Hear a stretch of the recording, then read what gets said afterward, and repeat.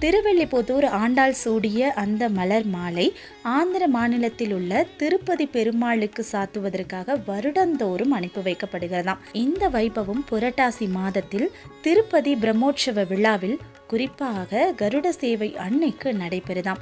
அதே மாதிரி ஆண்டாள் சூடிய அந்த மலர் மாலையை பெருமாள் சூடிக்கொண்டுதான் பவனி வருவாராம். பெருமாள் சூடிய மலர் மாலை ஆண்டாளுக்கு அனுப்பி வைக்கப்படுகிறதாம். அது எப்போ அப்படின்னா ஆண்டாளின் திருக்கல்யாண உற்சவம் அன்னைக்கு திருவெள்ளிபுத்தூருக்கு ஆந்திர மாநிலத்திலிருந்து அனுப்பி வைக்கப்படுகிறதாம்.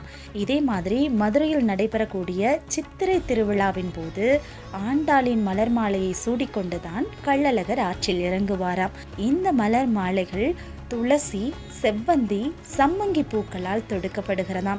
இதனாலதான் மாலை மாற்றுவது முக்கியமான வைபவமாக அங்கு கருதப்படுகிறது. இந்த நிகழ்வை நம்ம பார்க்கும்போது திருமண தடைகள் நீங்கி கல்யாண பாக்கியம் கிடைக்கும் அப்படிங்கிறது ஐதீகம். நன்றி.